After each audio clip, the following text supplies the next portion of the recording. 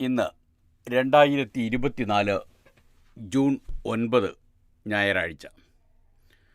കാതിലെത്തും പത്രങ്ങൾ media one podcast ആരംഭിക്കുകയാണ്. ഇത് PT നാസർ. നരേന്ദ്രമോദിയുടെ മൂന്നാം ഊഴവും അതിൻ്റെ സത്യപ്രതിജ്ഞയും തന്നെയാണിന്നും പ്രധാന വാർത്തകൾ. അതോടൊപ്പം തന്നെ പ്രതിപക്ഷ നേതാവായി രാഹുൽ ഗാന്ധി വരുന്നതിൻ്റെ വിവരങ്ങളുമുണ്ട്. വാർത്തകൾ കേൾക്കാം. ആദ്യം മലയാള മനോരമയുടെ ലീഡ് വാർത്തയാണ്. NDA സർക്കാർ സത്യപ്രതിജ്ഞ ഇന്ന് വൈകിട്ട് 7:15 ആഭ്യന്തരം ധനം BJP തന്നെ. ഘടകകക്ഷികളുമായി വകുപ്പ് ചർച്ച തുടരുന്നു. സുരേഷ് ഗോപിക്ക് ക്യാബിനറ്റ് റാങ്കോ സ്വതന്ത്ര ചുമതലയോ? റൂബിൻ ജോസഫാണ് ന്യൂഡൽഹിയിൽ നിന്ന് റിപ്പോർട്ട് ചെയ്തത്. പ്രധാനമന്ത്രി നരേന്ദ്രമോദിയുടെ നേതൃത്വത്തിൽ ഇന്ന് വൈകിട്ട് 7:15 സ്ഥാനമേൽക്കുന്ന പുതിയ NDA സർക്കാരിൽ ആഭ്യന്തരം, ധനം, പ്രതിരോധം, വിദേശകാര്യം എന്നീ വകുപ്പുകൾ BJP തന്നെ കൈവശം വയ്ക്കുമെന്ന് സൂചന. പ്രത്യയശാസ്ത്രപരമായി പാർട്ടി പ്രാധാന്യം കൽപ്പിക്കുന്ന വിദ്യാഭ്യാസം, സാംസ്കാരിക വകുപ്പുകളും സഖ്യകക്ഷികൾക്ക് നൽകാൻ സാധ്യത കുറവാണ്. രാഷ്ട്രപതി ഭവനിലെ ചടങ്ങിൽ BJPയുടെയും മറ്റ് ഘടകകക്ഷികളുടെയും മന്ത്രിമാർ സത്യപ്രതിജ്ഞ ചെയ്ത് അധികാരമേൽക്കും. ഓരോ ഘടകകക്ഷിക്കും എത്ര മന്ത്രിസ്ഥാനം, ഏതൊക്കെ വകുപ്പ് തുടങ്ങിയവ സംബന്ധിച്ച ചർച്ചകൾ തുടരുകയാണ്. 2019 പ്രധാനമന്ത്രിക്കൊപ്പം നിന്ന ഘടകകക്ഷികളിൽ നിന്നുൾപ്പെടെ 24 ക്യാബിനറ്റ് മന്ത്രിമാരും സ്വതന്ത്ര ചുമതലയുള്ള 9 സഹമന്ത്രിമാരും 24 സഹമന്ത്രിമാരും സത്യപ്രതിജ്ഞ ചെയ്തിരുന്നു. 2019 2019 24 ക്യാബിനറ്റ് മന്ത്രിമാരും സ്വതന്ത്ര ചുമതലയുള്ള 9 സഹമന്ത്രിമാരും 24 സഹമന്ത്രിമാരും സത്യപ്രതിജ്ഞ ചെയ്തിരുന്നു. സഖ്യകക്ഷികളുമായുള്ള ചർച്ച പൂർത്തിയായാലേ BJPയിൽ നിന്ന് എത്ര മന്ത്രിമാരുണ്ടാവൂ എന്ന കാര്യത്തിൽ അന്തിമ രൂപമാകൂ. കേരളത്തിൽ നിന്നുള്ള ഏക MP സുരേഷ് ഗോപിക്ക് ക്യാബിനറ്റ് റാങ്കോ സ്വതന്ത്ര ചുമതലയുള്ള സഹമന്ത്രി സ്ഥാനമോ കിട്ടുമെന്നാണ് സൂചന. ആഭ്യന്തരം മധ്യപ്രദേശ് മുൻ മുഖ്യമന്ത്രി ശിവരാജ് സിംഗ് ചൗഹാന് കൈമാറി ധനമന്ത്രാലയം അമിത്ഷാ ഏറ്റെടുത്തേക്കുമെന്ന് ചർച്ച പാർട്ടിക്കുള്ളിലുണ്ട്. പാർട്ടി അധ്യക്ഷ പദവിയിൽ ഈ മാസം കാലാവധി തികയുന്ന നഡ്ഡ മന്ത്രിസഭയിൽ തിരിച്ചെത്താനും സാധ്യതയുണ്ട്. കഴിഞ്ഞ സർക്കാരിലെ പ്രമുഖരായ രാജ്നാഥ് സിംഗും നിതിൻ ഗഡ്കരിയും മന്ത്രിസഭയിൽ തുടരും. TDPയിൽ നിന്ന് റാംമോഹൻ നായിഡു, ഡോക്ടർ ചന്ദ്രശേഖർ പെമ്മസനി എന്നിവർക്കാണ് മുൻതൂക്കം. ചന്ദ്രബാബു നായിഡുവിൻ്റെ മകൻ ലോകേഷ് നിയമസഭയിലേക്ക് ജയിച്ചെങ്കിലും കേന്ദ്രമന്ത്രിയായേക്കുമെന്ന് അഭ്യൂഹമുണ്ട്. ചന്ദ്രബാബു നായിഡുവിൻ്റെ മകൻ ലോകേഷ് നിയമസഭയിലേക്കാണ് ജയിച്ചതെങ്കിലും കേന്ദ്രമന്ത്രിയായേക്കുമെന്ന് അഭ്യൂഹമുണ്ട്. JDUവിൽ നിന്ന് ലല്ലൻ സിംഗ്, സഞ്ജയ് കുമാർ ഝാ, റാംനാഥ് ഠാക്കൂർ എന്നിവർക്കാണ് സാധ്യത. JDUവിനൊരു സഹമന്ത്രി കൂടിയുണ്ടാവും. LPG രാംവിലാസ് പസ്വാൻ അധ്യക്ഷൻ ചിരാഗ് പസ്വാനും ക്യാബിനറ്റ് മന്ത്രിസ്ഥാനം ഉറപ്പിച്ചിട്ടുണ്ട്. RLJDയുടെ ജയന്ത് ചൗധരി ഉൾപ്പെടെയുള്ള ഘടകകക്ഷി നേതാക്കളും മന്ത്രിസഭയിലുണ്ടാകും. മോദി നെഹ്റുവിൻ്റെ റെക്കോർഡിനൊപ്പം.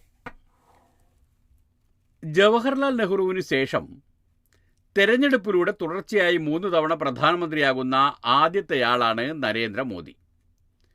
രാജ്ഘട്ടിൽ സന്ദർശിച്ച ശേഷമാകും മോദി സത്യപ്രതിജ്ഞയ്ക്കെത്തുക. അയൽ രാജ്യങ്ങളിൽ നിന്നുള്ള ഭരണാധികാരികൾ ഉൾപ്പെടെ 8000-ഓളം അതിഥികളുണ്ടാകും. രാഷ്ട്രപതി ഭവന്റെ മുറ്റത്ത് നടക്കുന്ന ഒരുക്കങ്ങളുടെ ഹ്രസ്വ വീഡിയോ രാഷ്ട്രപതി ദ്രൗപദി മുർമു സമൂഹ മാധ്യമങ്ങളിൽ പങ്കുവച്ചു. ഡൽഹിയിൽ അതീവ സുരക്ഷ ഏർപ്പെടുത്തിയിട്ടുണ്ട്. സത്യപ്രതിജ്ഞാ ചടങ്ങിലേക്ക് കോൺഗ്രസിന് ക്ഷണം കിട്ടിയാൽ പങ്കെടുക്കുന്ന കാര്യം ഇന്ത്യ സഖ്യത്തിലെ മറ്റ് ഘടകകക്ഷികളുമായി ആലോചിച്ച് തീരുമാനിക്കുമെന്ന് സംഘടനാകാര്യ ജനറൽ സെക്രട്ടറി KC വേണുഗോപാൽ അറിയിച്ചു. ഒറ്റക്കെട്ടായി കോൺഗ്രസ് പ്രവർത്തക സമിതി രാഹുൽ തന്നെ നയിക്കണം. അതും മനോരമയുടെ 1-ാം പേജ് വാർത്തയാണിന്ന്. ലീഡിൻ്റെ തൊട്ടുതാഴെ മിഥുൻ കുര്യാക്കോസാണ് റിപ്പോർട്ട് ചെയ്തിരിക്കുന്നത്. ന്യൂഡൽഹി. രാഹുൽ ഗാന്ധി പ്രതിപക്ഷ നേതാവാകണമെന്ന കോൺഗ്രസിലെ വിശാല പ്രവർത്തക സമിതി യോഗം ഒറ്റക്കെട്ടായി ആവശ്യപ്പെട്ടു. പാർട്ടി പ്രസിഡന്റ് മല്ലികാർജ്ജുൻ ഖാർഗെയുടെ അധ്യക്ഷതയിൽ ചേർന്ന യോഗം ഇക്കാര്യം ആവശ്യപ്പെട്ട് പ്രമേയം പാസാക്കി.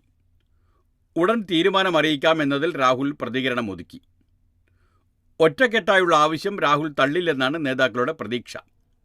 വിലക്കയറ്റം, തൊഴിലില്ലായ്മ, സ്ത്രീ സുരക്ഷ തുടങ്ങിയ വിഷയങ്ങൾ പാർലമെന്റിൽ വീറോട് അവതരിപ്പിക്കാൻ രാഹുലിനേക്കാൾ മികച്ച നേതാവില്ലെന്ന് നേതാക്കൾ ചൂണ്ടിക്കാട്ടി.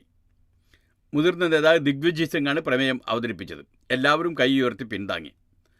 സംഘടനാകാര്യ general secretary KC. Venugopal, KPCC president K. Sudhakaran, പ്രതിപക്ഷ നേതാവ് വി.ഡി. സതീശൻ, രമേശ് ചെന്നിത്തല, ശശി തരൂർ, കൊടിക്കുന്നിൽ സുരേഷ് തുടങ്ങിയവർ പ്രസംഗിച്ചു.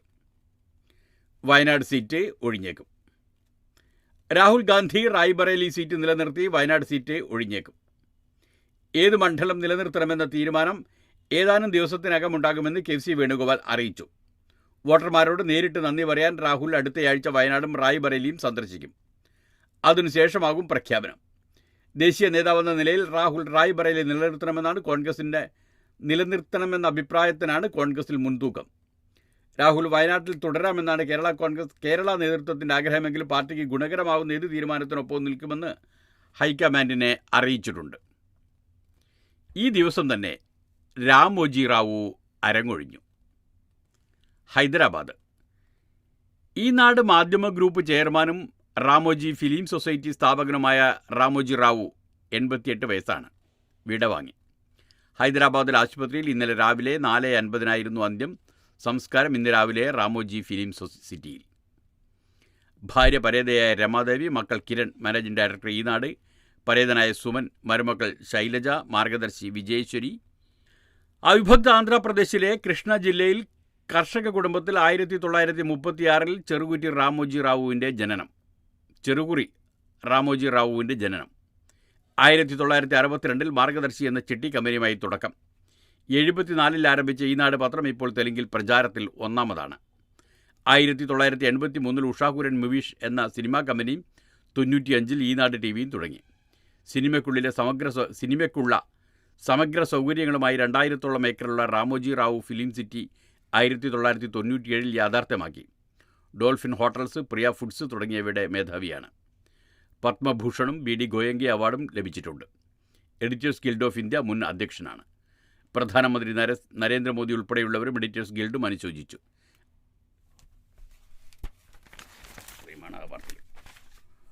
മൂന്നാം വട്ടം മോദി, ഇന്ന് സത്യപ്രതിജ്ഞ, രാഹുൽ പ്രതിപക്ഷ നേതാവായേക്കും എന്നെല്ലാമാണ് മാതൃഭൂമിയുടെയും പ്രധാന വാർത്തകൾ. റാമോജി റാവുവിൻ്റെ മരണത്തിന് മാതൃഭൂമി നൽകിയിരിക്കുന്ന തലക്കെട്ട് തെലുങ്കുനാടിൻ്റെ ഗോഡ് ഫാദറിന് വിട എന്നാണ്. അതിരിക്കട്ടെ, പത്രം വായിക്കുകയാണല്ലോ നമ്മൾ രാവിലെ. സ്കൂൾ ക്ലാസ് മുറികളിൽ പത്രവായനാവേള എന്നൊരു പദ്ധതി വരുന്നുണ്ട്. കുട്ടികളിൽ വായന പ്രോത്സാഹിപ്പിക്കാൻ ക്ലാസ് മുറികളിൽ പത്രവായന പഠന പ്രവർത്തനങ്ങളുടെ ഭാഗമാക്കുന്നു. 1 മുതൽ 10 വരെയുള്ള ക്ലാസുകളിൽ പത്രവായനയ്ക്ക് പ്രത്യേക സമയം നിശ്ചയിക്കും. വായനാ പോഷണ പരിപാടിക്കായി സർക്കാർ തയ്യാറാക്കിയ കരട് രേഖയിലാണ് നിർദ്ദേശം. വിശദ മാർഗരേഖ SCRT ഉടൻ തയ്യാറാക്കി സർക്കാരിന് സമർപ്പിക്കും. എല്ലാ ക്ലാസ് മുറിയിലും പത്രങ്ങൾ ലഭ്യമാക്കുകയും പത്രപാരായണം നിരന്തര മൂല്യനിർണ്ണയത്തിൻ്റെ ഭാഗമാക്കുകയും ചെയ്യും. ആനുകാലികമായ വായനയെ പ്രോത്സാഹിപ്പിക്കുന്ന അപഗ്രഥനാത്മവും വിശകലന രൂപത്തിലുമുള്ള ചോദ്യങ്ങൾ പൊതുപരീക്ഷയിൽ ഉൾപ്പെടുത്തും. പത്രവായനയ്ക്ക് ഗ്രേസ് മാർക്ക് ഏർപ്പെടുത്തുമെന്നും മന്ത്രി വി. ശിവൻകുട്ടി പ്രഖ്യാപിച്ചിരുന്നു. പഠന പ്രവർത്തനങ്ങൾ ഇങ്ങനെയാണ്. അസംബ്ലി ഇല്ലാത്ത ദിവസങ്ങളിൽ ക്ലാസ് തുടങ്ങും മുമ്പേ നിശ്ചിത സമയം പത്രവായന. ആഴ്ചയിൽ ഒരിക്കലുള്ള സർഗ്ഗവേളയിൽ ഒരാഴ്ചത്തെ പ്രധാന വാർത്തകൾ അവതരിപ്പിക്കൽ. UPയിലും ഹൈസ്കൂളിലും ആഴ്ച ഒരിക്കൽ വാർത്തകളെക്കുറിച്ച് ചർച്ച. വാർത്താ വായനയ്ക്കായി സ്കൂൾ റേഡിയോ. സ്കൂൾ തലത്തിൽ സ്വതന്ത്രമായി പത്രം തയ്യാറാക്കൽ. പുരോഗതി വിലയിരുത്താൻ പരീക്ഷ, ക്വിസ്, വർക്ക്ഷീറ്റ്.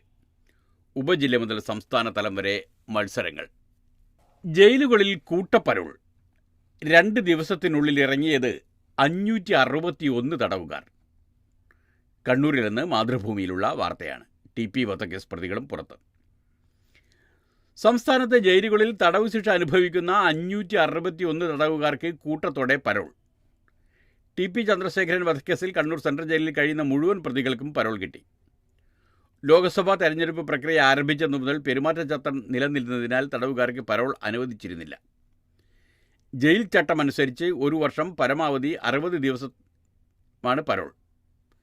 തിരുവനന്തപുരത്തെ നട്ടുകാൽത്തേരി തുറന്ന ജയിലിൽ നിന്ന് 330 തടവുകാർക്കാരാണ് പരോൾ അനുവദിച്ചിട്ടുള്ളത്.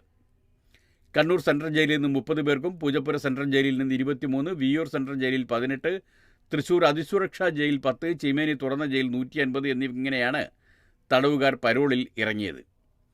TP വധക്കേസിലെ പ്രതികളായ TK രജീഷ്, മുഹമ്മദ് ഷാഫി, കിർമാണി മനോജ്, MC അനൂപ്, അണ്ണൻ സജിത്ത്, K ഷിനോജ് എന്നിവർക്കാണ് പരോൾ ലഭിച്ചത്. തവനൂർ സെൻട്രൽ ജയിലിൽ കഴിയുന്ന കൊടിസുനി അപേക്ഷ നൽകിയിരുന്നെങ്കിലും ലഭിച്ചില്ല. വിയ്യൂർ അതിസുരക്ഷാ ജയിലിൽ ജീവനക്കാരെ വധിക്കാൻ ശ്രമിച്ചെന്ന പരാതിയിലാണ് കൊടിസുനിയെ തവനൂർ ജയിലിലേക്ക് മാറ്റിയത്. കുടുംബ കോടതികളിലെയും ചെക്ക് കേസുകളിലെയും ഫീസ് വർധന പുനരാലോചിക്കുമെന്ന് മാതൃഭൂമിയിൽ വാർത്തയുണ്ട്. കൊച്ചിയിൽ നിന്നാണ് വാർത്ത. സിജു ആണ് റിപ്പോർട്ട് തയ്യാറാക്കിയത്. കുടുംബ കോടതിയിലെയും ചെക്ക് കേസുകളിലെയും ഫീസ് വർധനയ്ക്കെതിരെ പൊതുജനാഭിപ്രായം ശക്തമാണെങ്കിൽ പുനരാലോചന ഉണ്ടായേക്കും. കോടതിയിലെ ഫീസ് വർധനയിൽ തീരുമാനമെടുക്കുന്നതിനായി റിട്ടയർഡ് ഹൈക്കോടതി ജഡ്ജി ജസ്റ്റിസ് VK മോഹനൻ അധ്യക്ഷനായ കമ്മിറ്റി ജൂൺ 19 മുതൽ സിറ്റിംഗ് നടത്തുന്നുണ്ട്. ഇതിൽ കുടുംബ കോടതി കേസുകളിലും ചെക്ക് കേസുകളിലും വരുത്തിയ ഫീസ് വർധനയെക്കുറിച്ചുള്ള അഭിപ്രായവും അറിയിക്കാം.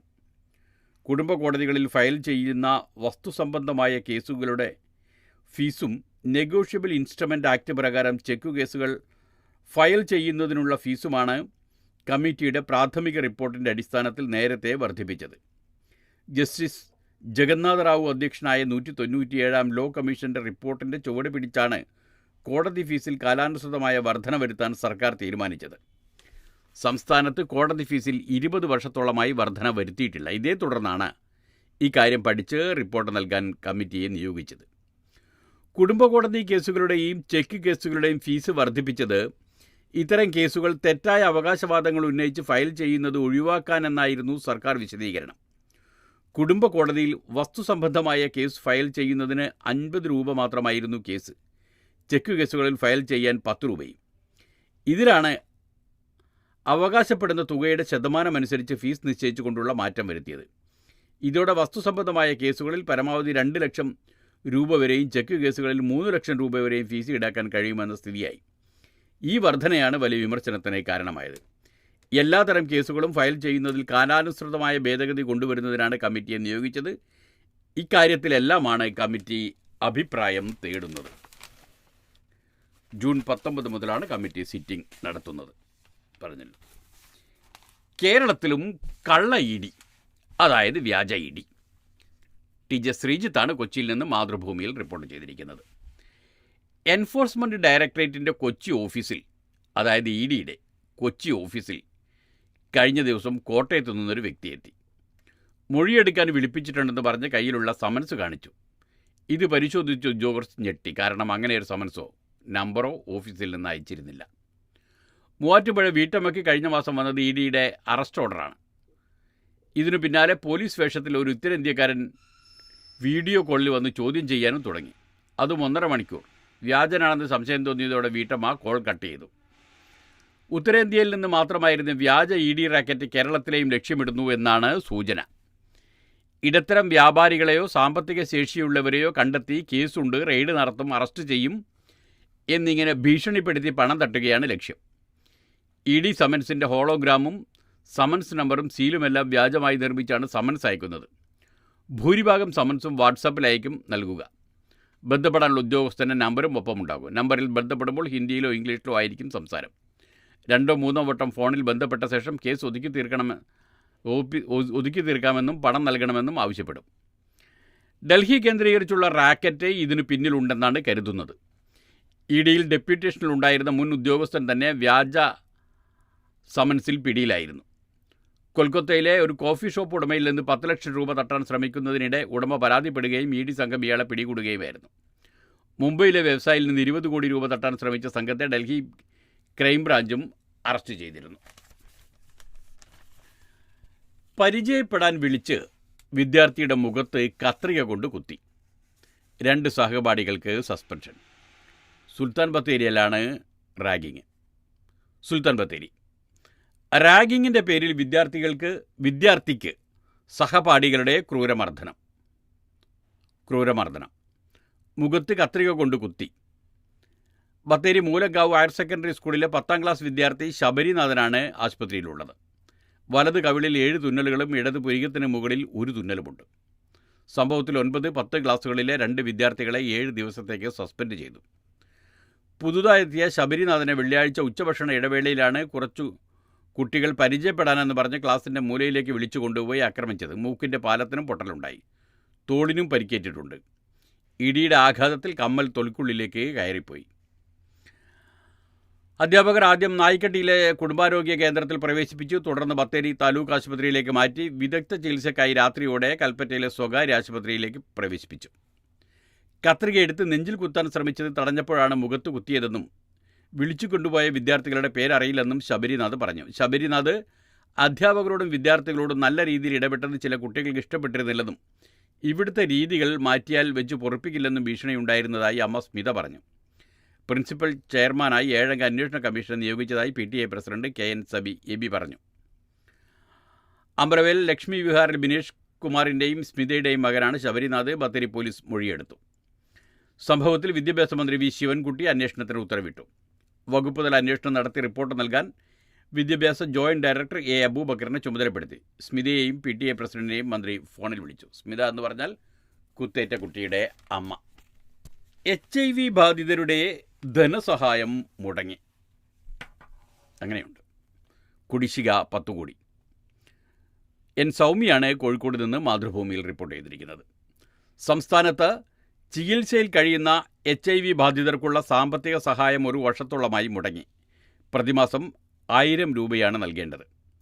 സർക്കാർ ഫണ്ട് മുടങ്ങിയതോടെ HIV ബാധിതർക്ക് ആശ്വാസമായിരുന്ന പണം കിട്ടാതായി. ഒരു മാസം തന്നെ ഏതാണ്ട് 1 കോടിയോളം രൂപ വരും. അങ്ങനെ നോക്കിയാൽ 10 കോടിയെങ്കിലും കുടിശ്ശികയുണ്ട്. കേരള സ്റ്റേറ്റ് എയ്ഡ്സ് കൺട്രോൾ സൊസൈറ്റിക്ക് കീഴിലുള്ള ചികിത്സാ കേന്ദ്രങ്ങളിൽ രജിസ്റ്റർ ചെയ്ത HIV ബാധിതർക്കാണ് ധനസഹായം നൽകിയിരുന്നത്. സംസ്ഥാനത്ത് 97,000, 9,700 അല്ലെങ്കിൽ 10,000 പേരെങ്കിലും ഇത്തരത്തിൽ ചികിത്സയിലുണ്ട്. ഏതാനും മാസത്തെ തുക ഒന്നിച്ച് നൽകുകയാണ് ചെയ്യാറുള്ളത്. കഴിഞ്ഞ ജൂലൈ ഓഗസ്റ്റ് മാസം വരെയാണ് തുക മാത്രമാണ് നൽകിയിട്ടുള്ളത്. അതിനുശേഷം തുക ലഭിച്ചിട്ടില്ല. ആശുപത്രിയിൽ പോകാനും മറ്റുമുള്ള ചെലവുകളൊക്കെ കണക്കാക്കിയാണ് സഹായധനം നൽകുന്നത്. ചികിത്സയ്ക്ക് മുന്നോട്ട് വരാൻ തയ്യാറാകാത്തവർക്കുള്ളൊരു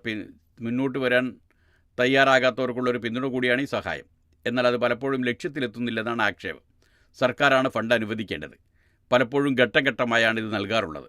ഇത്തരത്തിൽ വരുന്ന തുക കേരള എയ്ഡ്സ് കൺട്രോൾ സൊസൈറ്റി വഴി HIV ബാധിതർക്ക് എത്തിക്കും. ഓരോ വർഷവും എത്രത്തോളം തുക നൽകേണ്ടി വരുന്നുവെന്ന കാര്യം സർക്കാരിലേക്ക് സൊസൈറ്റി അറിയിക്കുകയാണ് ചെയ്യുന്നത്. സർക്കാർ ഫണ്ട് അനുവദിക്കുമ്പോഴും ചുരുങ്ങിയ തുക മാത്രമാണ് നൽകുന്നത്. അതുകൊണ്ട് ഏതാനും മാസത്തേക്ക് മാത്രമാണ് കൊടുക്കാനാവുക. ഇതുവരെ വന്ന തുക നൽകിക്കഴിഞ്ഞെന്നും സർക്കാരിലേക്ക് ഇക്കാര്യം അറിയിച്ചിട്ടുണ്ടെന്നും എയ്ഡ്സ് കൺട്രോൾ സൊസൈറ്റി അധികൃതർ പറഞ്ഞു. മായില്ല മലവേട്ടുവരുടെ പാട്ടും കഥകളും. കോഴിക്കോട് അന്യം നിൽക്കലിൻ്റെ വക്കിലായ മലവേട്ടുവൻ ഗോത്ര ജനതയുടെ വാമൊഴി പാരമ്പര്യം സമഗ്രമായി രേഖപ്പെടുത്തി കിർത്താഡ്സിൻ്റെ പഠനം. കിർത്താഡ്സ് എന്നാൽ പട്ടികജാതി പട്ടികവർഗ ഗവേഷണ പരിശീലന കേന്ദ്രമാണ്. മലവേട്ടുവൻ സമുദായത്തിൽ നിലനിൽക്കുന്ന വാമൊഴി വഴക്കങ്ങളും നാടോടി പാട്ടുകളും കഥകളും ശേഖരിച്ചാണ് പഠനം പ്രസിദ്ധീകരിച്ചത്. കണ്ണൂർ കാസർഗോഡ് ജില്ലകളിലെ മലയോരങ്ങളിൽ ജീവിക്കുന്ന ഗോത്ര ജനതയാണ് മലവേട്ടുവർ. 2013 പട്ടികവർഗ സർവേ അനുസരിച്ച് 19,728 പേരാണ് സമുദായത്തിലുള്ളത്. വനവിഭവങ്ങൾ ശേഖരിച്ചും കാട് തെളിയിച്ച് പുനംകൃഷി നടത്തിയും നായാട്ടിലേർപ്പെട്ടുമായിരുന്നു ഇവരുടെ ജീവിതം. ഭാഷയ്ക്ക് ലിപികളില്ലാത്തതിനാൽ ഗോത്രവർഗ വിഭാഗങ്ങളുടെ അറിവുകളെല്ലാം വാമൊഴിയിലൂടെയാണ് തലമുറകളിലൂടെ കൈമാറ്റം ചെയ്തിരുന്നത്. എന്നാൽ ആധുനിക കാലത്ത് ഗോത്ര ജനതയുടെ ഭാഷയും വാമൊഴി വഴക്കങ്ങളും അതിവേഗം നശിക്കുകയാണ്. ഈ സാഹചര്യത്തിലാണ് മലവേട്ടുവൻ ജനതയുടെ വാമൊഴി പാരമ്പര്യം കിർത്താഡ്സ് പഠന വിധേയമാക്കിയത്. പട്ടികവർഗ മന്ത്രാലയമാണ് സാമ്പത്തിക സഹായം നൽകിയത്. മലവേട്ടുവരുടെ വാമൊഴി പഠനം രേഖപ്പെടുത്താനുള്ള പഠനത്തിന് വിവരശേഖരണം നൽകിയത് A പ്രദീപ്, PV അനൂപ് തുടങ്ങിയവരാണ്. അതിനെക്കുറിച്ചുള്ള വിശദമായ വാർത്ത മാതൃഭൂമിയിലുണ്ട്. മനോരമയിൽ തൃണമൂൽ MPമാരിൽ 11 വനിതകൾ എന്നൊരു വാർത്തയുണ്ട്. 11 പേരും മമതാ ബാനർജിക്ക് ഒപ്പം നിൽക്കുന്ന ചിത്രവുമുണ്ട്. കൊൽക്കത്ത പെൺകരുത്തിൽ ബംഗാളിൽ BJPയെ പരാജയപ്പെടുത്തിയ മുഖ്യമന്ത്രി മമതാ ബാനർജി ഇത്തവണ ലോക്സഭയിലേക്ക് അയച്ചത് 11 വനിതകളെ. തൃണമൂൽ കോൺഗ്രസ് സ്ഥാനാർത്ഥികളായി ജയിച്ച 29 പേരിൽ 37.9% വരും ഈ 11 പേർ. ഒരു രാഷ്ട്രീയ പാർട്ടി ലോകസഭയിലേക്ക് അയക്കുന്നവരുടെ ശതമാന കണക്ക് നോക്കിയാൽ ഇത് റെക്കോർഡാണ്. സമൂഹത്തിൻ്റെ വിവിധ മേഖലയിൽ നിന്നുള്ളവരാണ് തൃണമൂലിൻ്റെ വനിതാ MPമാർ. അങ്കണവാടി ജോലിക്കാരി മിതാലി ബാഗ് മുതൽ ന്യൂയോർക്കിലും ലണ്ടനിലും ഇൻവെസ്റ്റ്മെൻറ്റ് ബാങ്കറായിരുന്ന മഹുവ മൊയ്ത്ര വരെയുള്ളവർ ഇതിലുണ്ട്. 2 ഡോക്ടർമാർ, 4 ചലച്ചിത്ര താരങ്ങൾ എന്നിവരും ഉൾപ്പെടുന്നു. 12 വനിതകൾ തൃണമൂൽ ടിക്കറ്റിൽ മത്സരിച്ചതിൽ ബിഷ്ണുപുൽ സുജാത മണ്ഡൽ മാത്രമാണ് പരാജയപ്പെട്ടത്. അതും 5567 വോട്ടിന്. BJP ബംഗാളിൽ 5 വനിതകളെയാണ് നിർത്തിയത്. എല്ലാവരും പരാജയപ്പെട്ടു. നിയമസഭയിൽ 34 വനിതകളാണുള്ളത്. മമതാ ബാനർജിക്ക് പുറമെ 7 പേർ മന്ത്രിമാർ. ബംഗാളിൽ ഞങ്ങൾ രാഷ്ട്രീയക്കാരികളാണ്, വനിതാ രാഷ്ട്രീയക്കാരികളല്ല, മഹുവ മൊയ്ത്ര പറഞ്ഞു. ജമ്മു കാശ്മീർ നിയമസഭാ തെരഞ്ഞെടുപ്പിന് നടപടി തുടങ്ങി. കോടതി നൽകിയ സമയപരിധി സെപ്റ്റംബർ 30 വരെയാണ്. ന്യൂഡൽഹി. ജമ്മു കാശ്മീർ നിയമസഭാ തെരഞ്ഞെടുപ്പിനുള്ള നടപടിക്രമങ്ങളിലേക്ക് തെരഞ്ഞെടുപ്പ് കമ്മീഷൻ കടന്നു. അവിടെ തെരഞ്ഞെടുപ്പ് നടത്താൻ സുപ്രീം കോടതി നൽകിയ സമയപരിധി അവസാനിക്കാൻ 3.5 മാസം ബാക്കി നിൽക്കെ പൊതുചിഹ്നം അനുവദിക്കുന്നതുമായി ബന്ധപ്പെട്ട അപേക്ഷ കമ്മീഷൻ പാർട്ടികളിൽ നിന്ന് ക്ഷണിച്ചു. പുതിയ സർക്കാരിനെ തിരഞ്ഞെടുക്കാൻ വൈകാതെ കാശ്മീർ വോട്ട് ചെയ്യുമെന്ന് മുഖ്യ തെരഞ്ഞെടുപ്പ് കമ്മീഷണർ രാജീവ് കുമാർ പറഞ്ഞതിന് പിന്നാലെയാണിത്. 2014 അവിടെ അവസാനമായി നിയമസഭാ തെരഞ്ഞെടുപ്പ് നടന്നത്. BJP PDP സർക്കാരാണ് അന്ന് അധികാരത്തിൽ വന്നത്.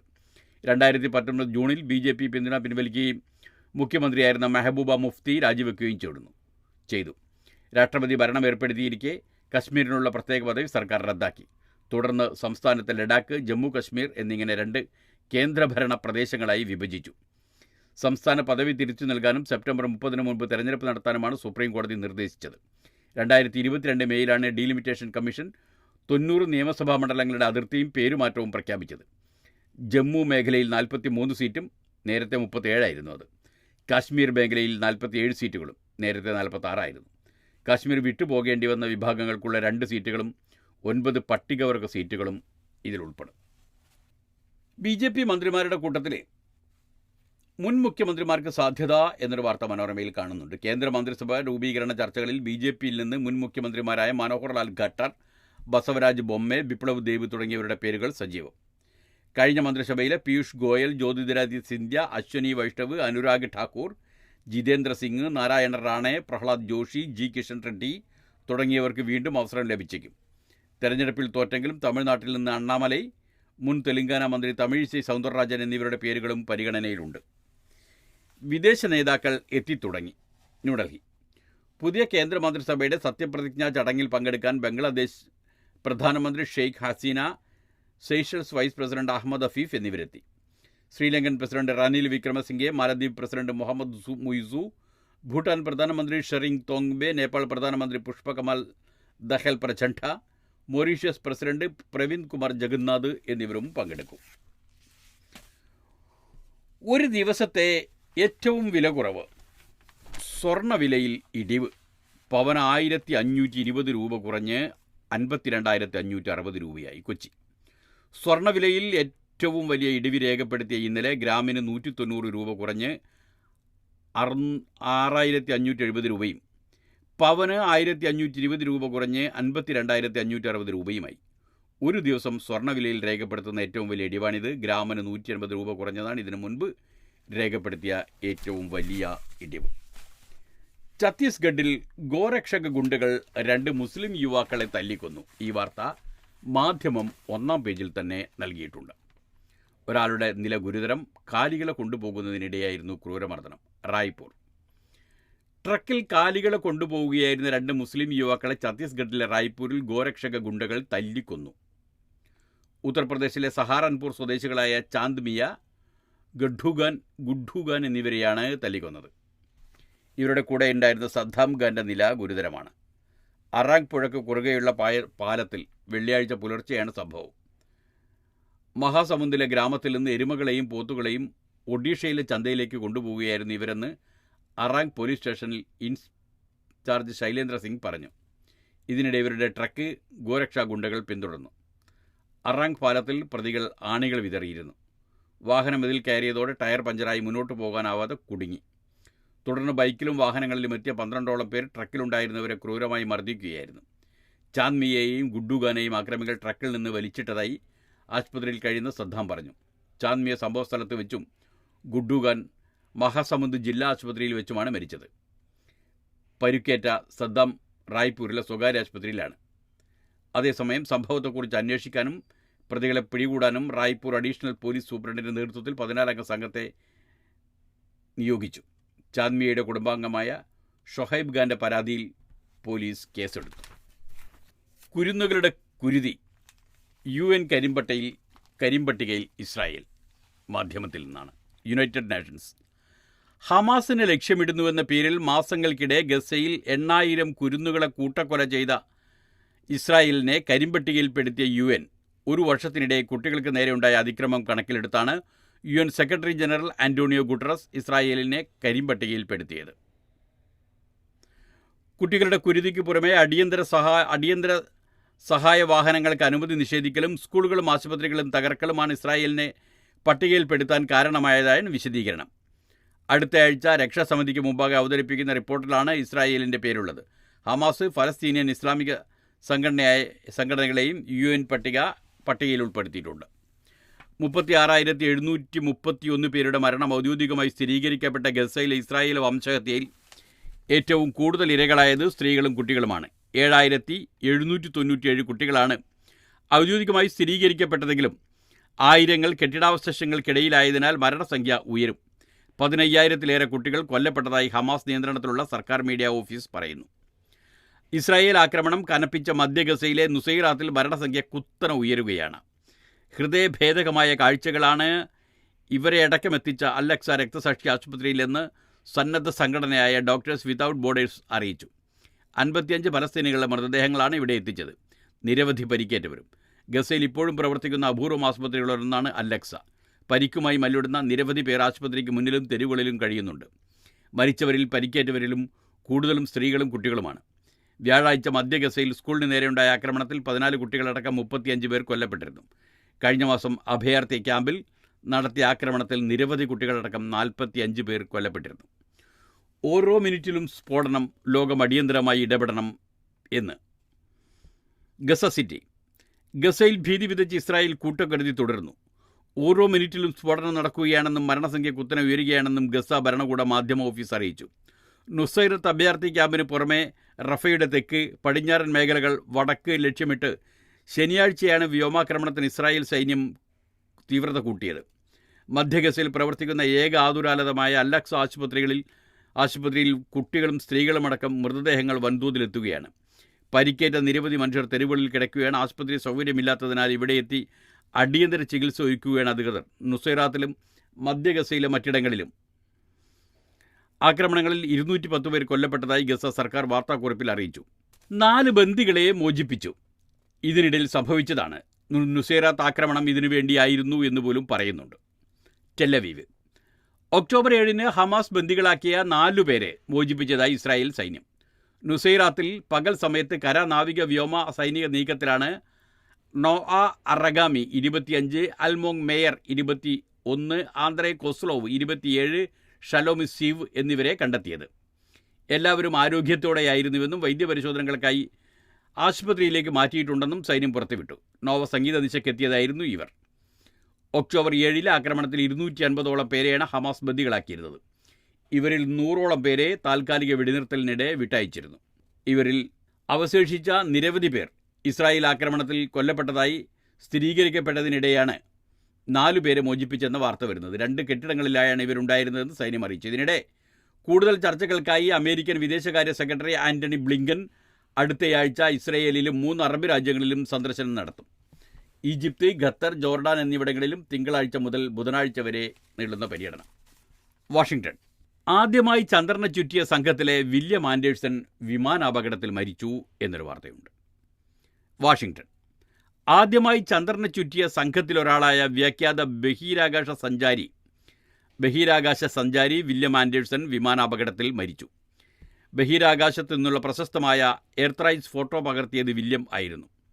സ്വയം പറത്തിയ ചെറുവിമാനം വാഷിംഗ്ടണിലെ ജുവാൻ ദ്വീപിനടുത്തുള്ള കടലിൽ തകർന്നു വീണാണ് മരണം. നാസയുടെ 1968 അപ്പോളോ 8 ദൗത്യത്തിൻ്റെ ഭാഗമായി ഫ്രാങ്ക് ബോർമാനും ജെയിംസ് ലോവിനുമൊപ്പം ചന്ദ്രനെ വലം വെച്ച ആദ്യ മനുഷ്യൻ എന്ന ചരിത്രം കുറിച്ചു. ഭൂമിയിലിറങ്ങാതെ 10 വട്ടമാണ് മൂവർ സംഘം ചന്ദ്രൻ്റെ ഭ്രമണപഥത്തിൽ വലം വെച്ചത്. മനുഷ്യനെ വഹിച്ച ഒരു വാഹനം ആദ്യമായി ഭൂമിയുടെ ഭ്രമണപഥത്തിനപ്പുറം എത്തുന്നത് അപ്പോളോ 8 ദൗത്യത്തിലൂടെയായിരുന്നു. 1968 ബഹിരാകാശത്ത് നിന്ന് വില്യം ആൻഡേഴ്സൺ നീല മാർബിൾ പോലെ തിളങ്ങുന്ന ഭൂമിയെ പകർത്തി. ഭൂമിയെക്കുറിച്ച് ശാസ്ത്രത്തിന് ലഭിച്ച ഏറ്റവും മികച്ച ചിത്രങ്ങളിലൊന്നായിരുന്നു ഇത്. 33 ഹോങ്കോങ്ങിൽ ജനിച്ച വില്യം US നേവൽ അക്കാദമിയിൽ നിന്ന് ബിരുദം നേടിയ ശേഷം ന്യൂക്ലിയർ എഞ്ചിനീയറിംഗിൽ ബിരുദാനന്തര ബിരുദം നേടി. അമേരിക്കൻ ഫയർഫോഴ്സിൽ ഫൈറ്റർ പൈലറ്റായിരുന്ന അദ്ദേഹം മേജർ ജനറലായി സേവനം ചെയ്തു. ഇതിനിടെയാണ് നാസയുടെ ഭാഗമായ അപ്പോളോ 8 സഞ്ചാരികളിൽ ഒരാളാവുന്നത്. US nuclear regulatory commission chairman, നോർവേയിലെ അമേരിക്കൻ അംബാസഡർ തുടങ്ങി നിരവധി പദവികൾ വഹിച്ചിട്ടുണ്ട്. അദ്ദേഹത്തിൻ്റെ പേരാണ് വില്യം ആൻഡേഴ്സ്. ഇതോടുകൂടി ഇന്നത്തെ വാർത്തകൾ അവസാനിക്കുകയാണ്. നാളത്തെ വാർത്തകളുമായി നാളെ കേൾക്കാം. നന്ദി.